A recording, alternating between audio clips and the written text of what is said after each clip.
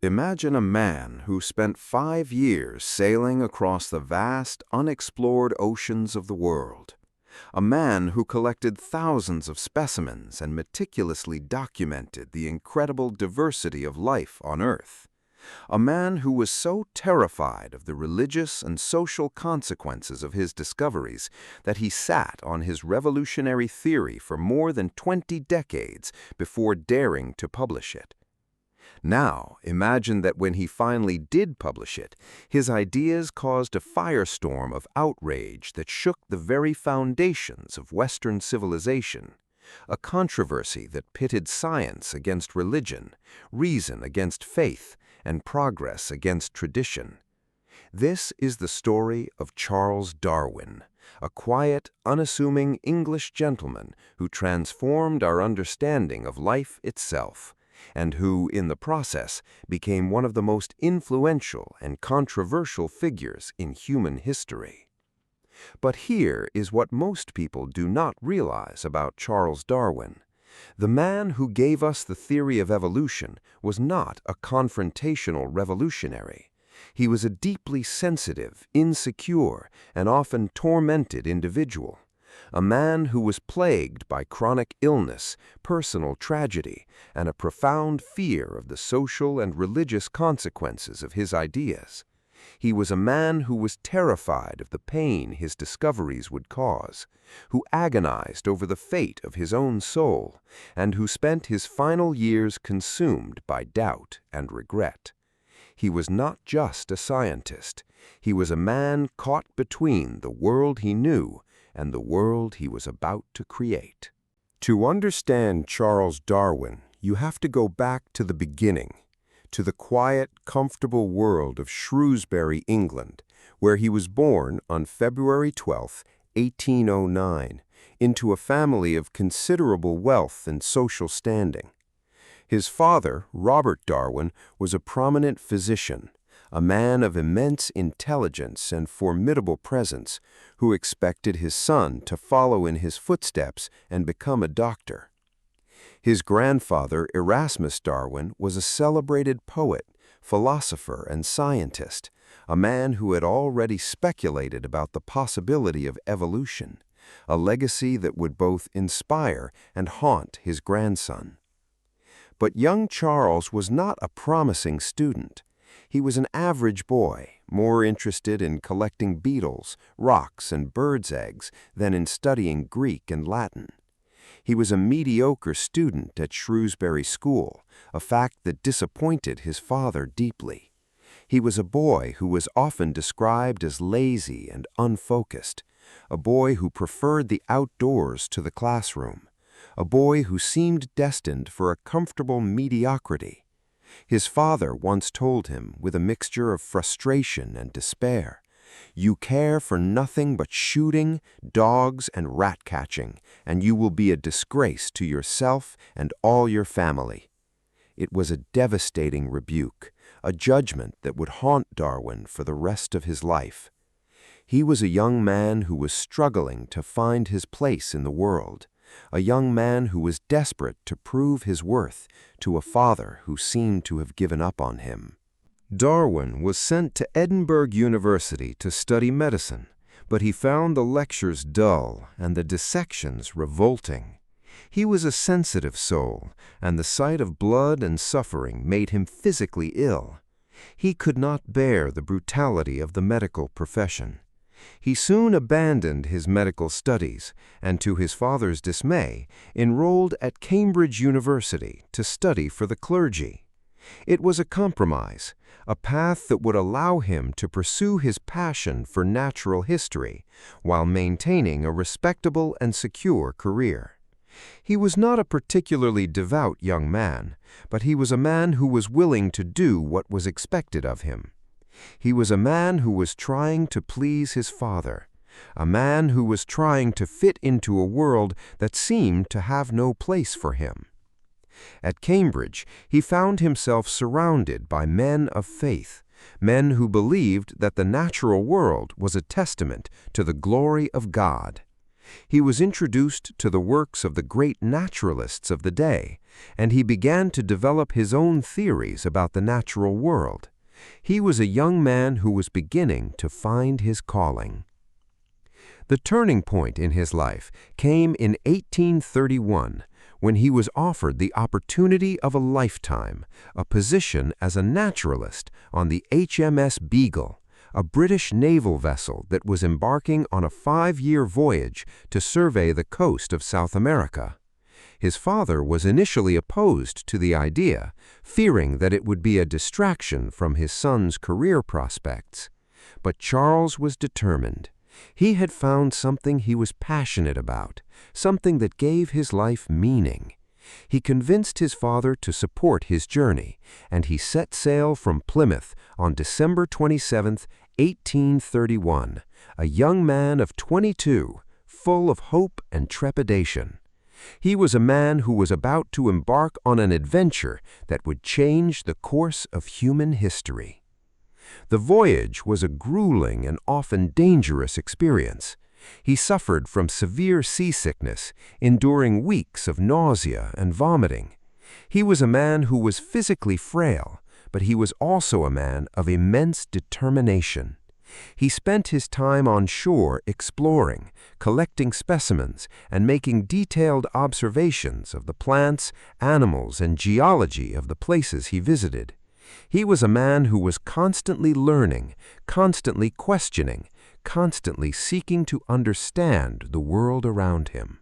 The most significant stop on the voyage was the Galapagos Islands, a remote archipelago in the Pacific Ocean, where Darwin observed a remarkable diversity of species that were unique to each island.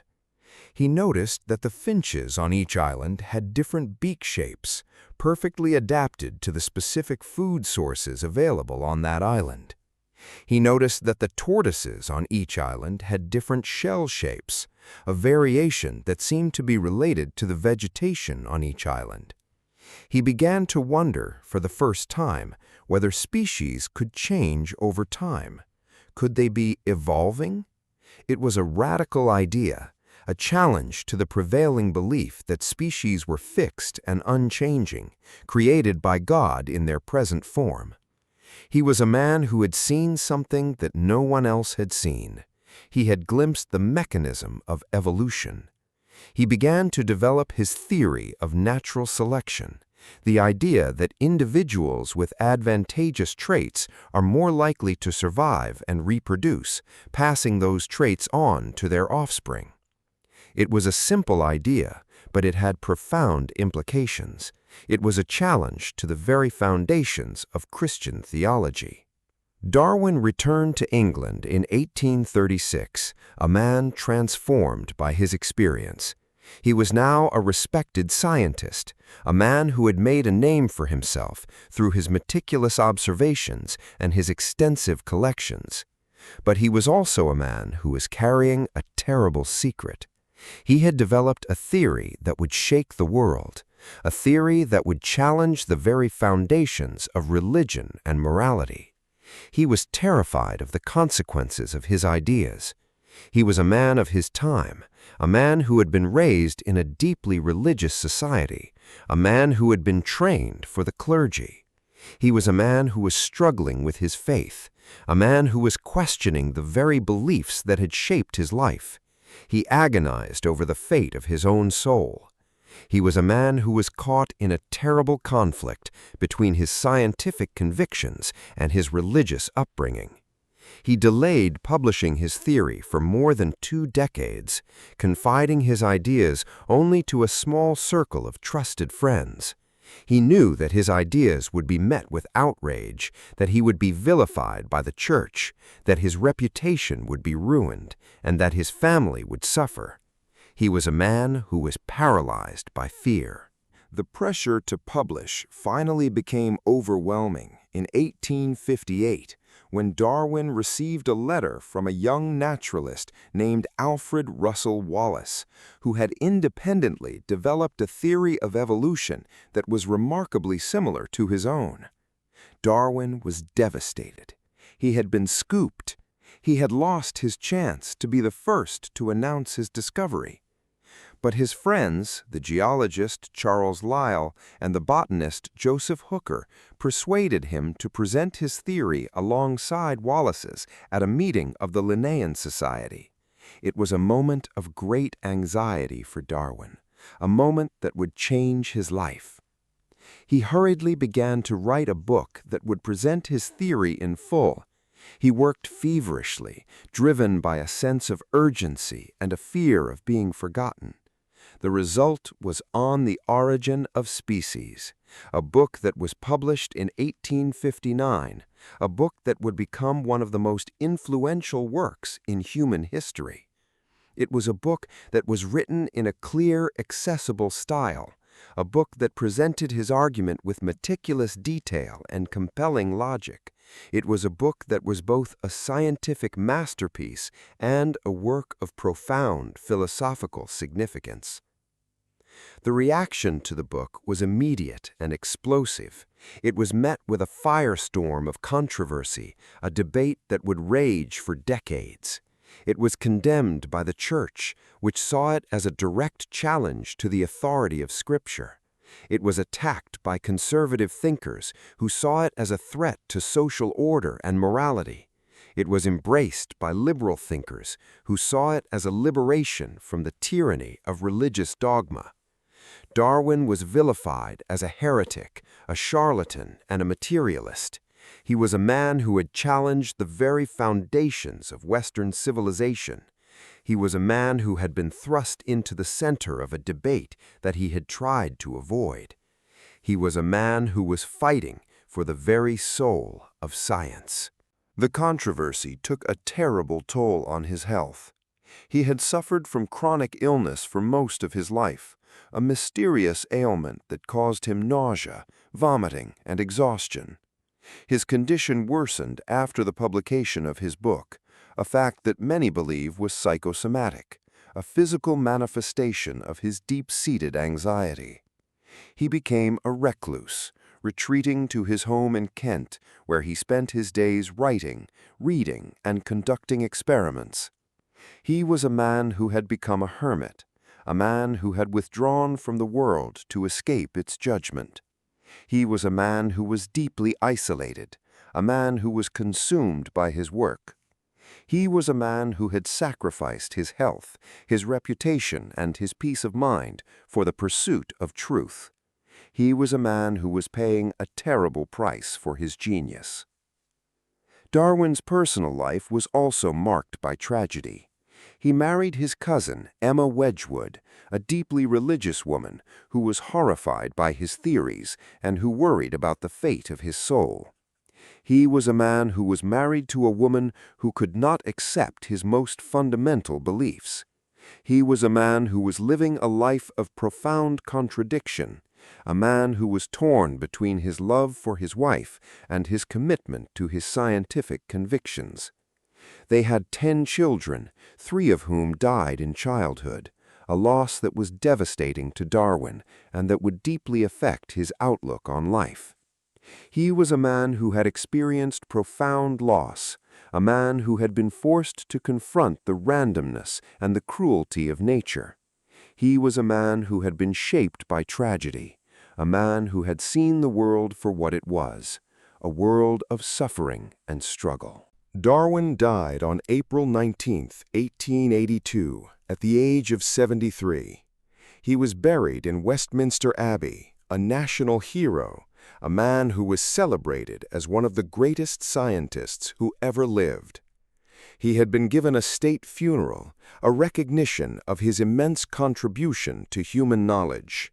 He was a man who had been vilified and celebrated in equal measure.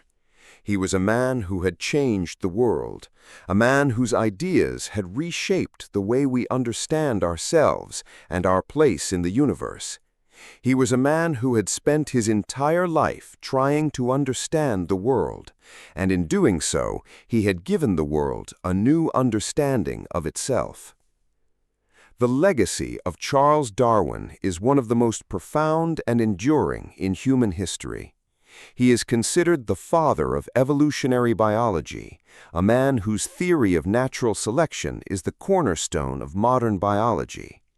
His work has had a profound influence on every field of science, from medicine to psychology to anthropology. He has been called the greatest scientist of the 19th century, a man whose ideas have shaped the way we think about life, nature, and humanity. He is a symbol of the power of reason, the importance of evidence, and the relentless pursuit of truth.